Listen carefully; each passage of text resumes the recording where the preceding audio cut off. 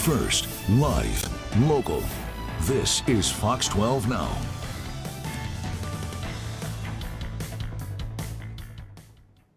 First and foremost, I think you all know at this point, because we issued a release, that the board voted to explore expansion in Las Vegas and Seattle.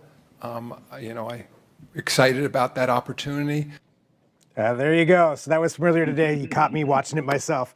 Adam Silver from the NBA Board of Governors voting to explore expansion to Seattle and Las Vegas. I'm Greg Nibbler. This is Fox 12 Now. We're live streaming here across the Fox 12 Oregon platform. So thanks for joining us, whether you're watching live or after the fact. But yeah, this is a big day, at least for the possibility of the return of an NBA team to Seattle. And we're talking about the Supersonics because that's what they would have to be. So we're going to get into that discussion. To do so, I wanted to find somebody who I thought would be probably the best expert to talk about this that I could think of.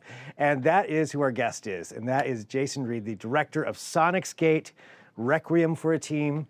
Amazing documentary. If you have not seen it, it is out there. Well, actually, Jason, I'm sure you could tell us where the best place is to watch it. But all about that team that was there for, 41 years? The Sonics were in Seattle? 41 years, yeah. 41 years and left in 2008?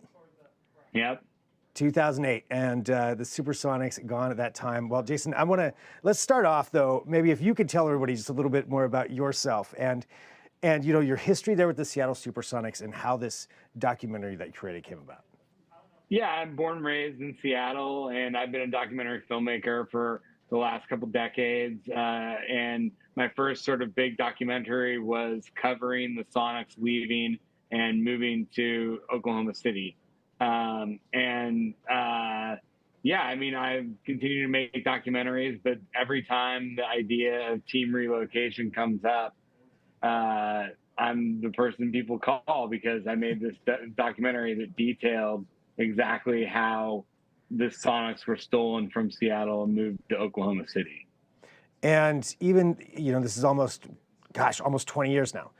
Yeah, I can't believe it's crazy. Like unbelievable to me that we're at 20 years ago, Howard Schultz sold the team to Clay Bennett in 2006, which, by the way, when we're talking about new franchises, was sold for $200 million in 20 years ago.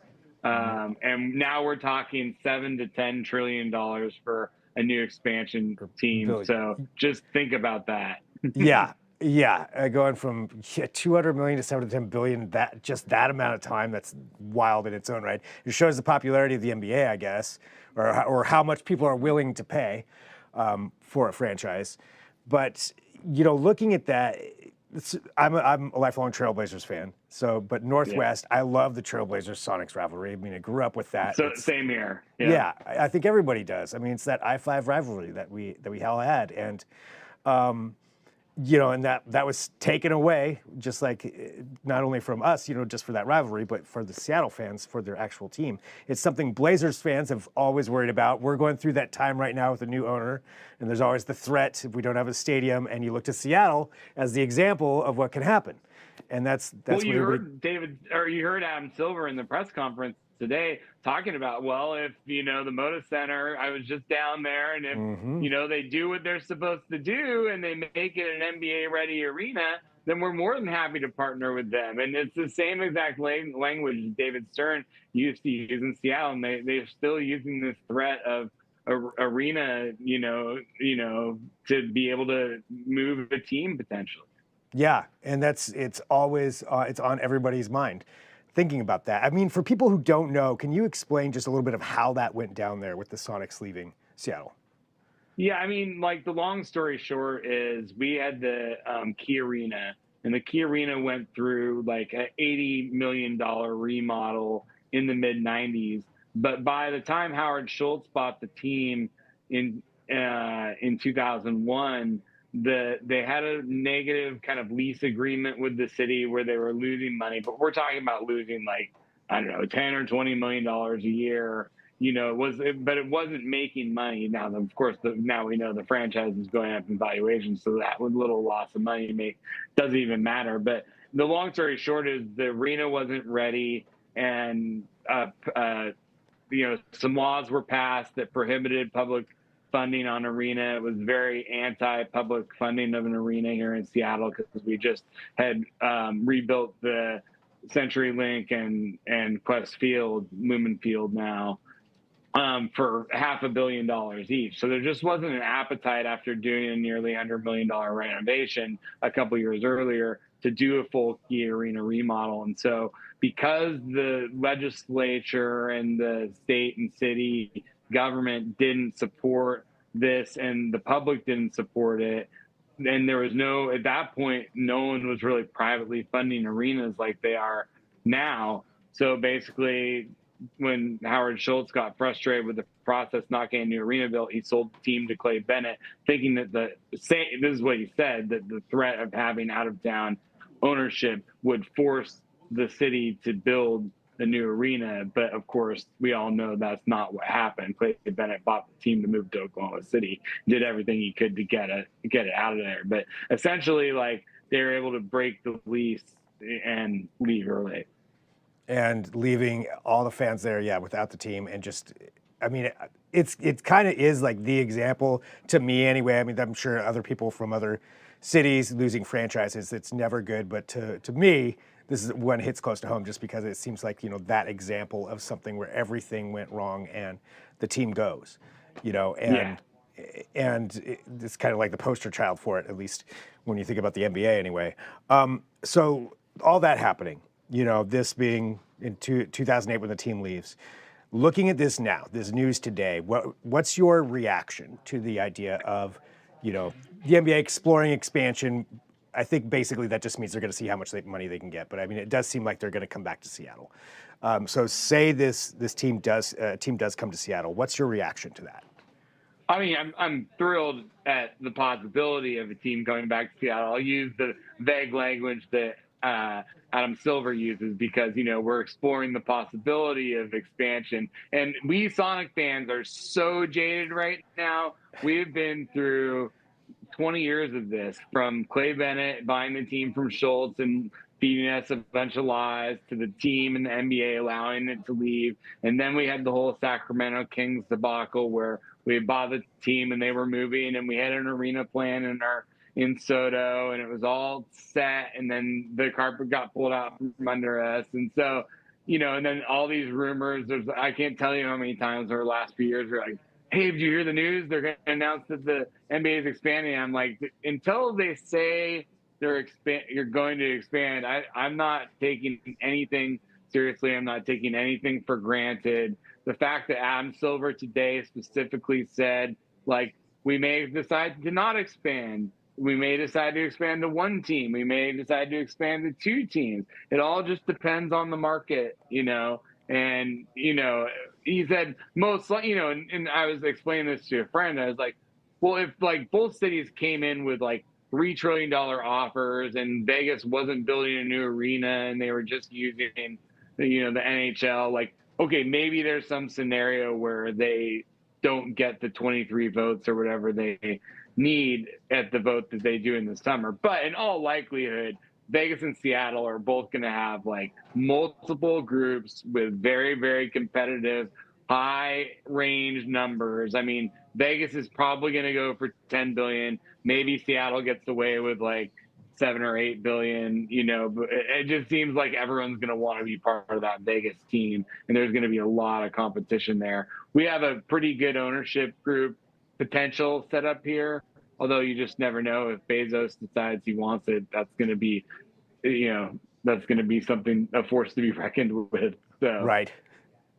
Yeah, which is that is, I mean, you never know. Yeah, if he decides to just jump into it. I mean, and that's the thing. Seattle does have some, pretty big businesses up there and people with the money for something like that to see, if it goes through. Now, for anybody who doesn't know, can you explain the legacy of the name use of the Supersonics? Yeah, so in the settlement agreement, so what happened, for those who haven't seen Sonicsgate, and by the way, you can watch the full 2-hour director's cut on YouTube, or you can watch the 43-minute TV cut that aired on ESPN and CNBC. It's maybe a little slicker and shorter if you don't want to do the full, 2 hours. But essentially, in the movie, we talk about, there's a big federal court case where the city of Seattle and the Seattle Supersonics they were suing them to get out of their lease. And as a part of this, the city of Seattle ended up settling the agreement and allowing them to leave for peanuts when they could have held them for 2 more years in the lease and watched Russell Westbrook and Kevin Durant develop into the generational talents that they were. Right. But anyway, not to dwell on the past, too painful still to know what could, or to think about like what could have been had they stayed those 2 years. But anyway, the one good thing that they did in the settlement agreement was they kept the name, they kept the color, they kept the logo. And right now, the championship trophy and the banners are in the possession of MOHI, the Museum of History and Industry in Seattle. Now, I think Clay Bennett technically still owns them, but like from my understanding, he's okay with us keeping them. So now the records is where things get confusing. Technically, by the letter of the law of the contract, the Oklahoma City Thunder still own all the records. So all the Seattle records and players fall, if you look on ESPN, under OKC. And when we get the Sonics back, the question will be, will there be an agreement made where Clay Bennett returns those records and stats to the Sonics, and then there's just this 20-year gap, or if those records stay with that franchise and this new expansion franchise is starting at zero. We don't know the answer to that yet. Gary Payton didn't play for Oklahoma City. Like that just doesn't make any sense. Well, yeah, we know the answer. We know what the right thing to do is, but the right thing to do is Clay Bennett should say, I don't want those, and Seattle should have those in their record book, the same way you should do that for sure with the trophy and the banners. But still technically part of the intellectual property, and the team he bought included the records and included the everything but the color and name of the franchise. Well, that's at least good. So that still can come back then to whatever team does end up there. So what comes next in this process? Do you know? Well, I mean, I think right now, like Samantha Holloway, who is the CEO of the group that runs the Climate Pledge Arena and the Kraken, she is officially announced as of an hour ago that they are making they'll be making a formal bid for the Seattle Supersonics. Yesterday, they formed a new organization that holds the Kraken and the arena. So the idea, I think, would be that this new organization would be the team that buys the Sonics. Todd Leiweke is, I believe, the president, or Samantha Holloway is like the head honcho, but Todd Leiweke is the main guy there. And they're the far and away front runners. They own the arena. They've been positioning for this for years. And I think that they're well respected both in the entertainment industry with everything that the Oakview Group has done for arenas and everything, but also really respected in the sports community. They're respected locally with their involvement with the Seahawks years ago and everything they've done with the Kraken in this community. So they're the front runners. But like I said, like the NBA has made it very, very clear. There is no backroom deals. There's no handshakes. They're the front runners. They're the people that are the most likely in Seattle. But there's a lot of really wealthy people here, and people here. There's the people who aren't here. People like Larry Ellison, who's always wanted an NBA team, like who would love to have like a footprint in Seattle, who have a lot of money. Like we're talking, really significant many billions. Money. Yeah. And Jeff Bezos, you have to think that the NBA, they've invested a lot in the NBA on Amazon now. And the NBA sport, glitz and glamour. I can totally picture Jeff Bezos and his new wife sitting courtside at a Sonics game. Like, I think you can see that, it's definitely the NBA teams are a rare commodity, basically. And, I think there's going to be a lot more people competing for it in Vegas because there's just a lot of people who love Vegas and in NBA circles. And I just think that's going to be a very valuable team. I think so. There may be some less, but I'm looking forward to the process. And it sounds like, the Board of Governors generally meets at the NBA Summer League in July. And it's been implied that there could be a vote by that Summer League July date. That would be ideal. But Adam Silver in the press conference today said for sure they're going to make a decision, yes or no, before the end of the year. So I think they have another Board of Governors meeting sometime before the season starts. So if the bidding process is getting more complicated or is taking longer, then maybe they don't do it in July and they do it in October. But either way, they're eyeballing a 28, 29 start to the new expansion franchise. So 20 years, that 20-year gap could be back. 20 years. In 28.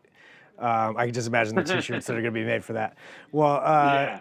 Jason, thank you, for having time to talk to me about this and just go through this. And, like I said, as a Blazers fan, feel for you guys. It's been brutal. For all this. But I've been enjoying the Blazers this year. I got Blazer Vision up here. I've been listening to Calabro. Yeah. I've really enjoyed the scrappiness and just how fun it is to watch this Blazers team. I mean, I think that they're far exceeding expectations, and I look forward to them winning some games in the play-in tournament, maybe even doing some damage in the playoffs. It'd be awesome. Yeah, it is fun to watch, and it will be fun, ideally, to see a Blazers Sonics game sometime again. Yes, it would. That would be awesome. All right, well, thank you very much. I really appreciate you joining us here. All right, thanks a lot, Greg.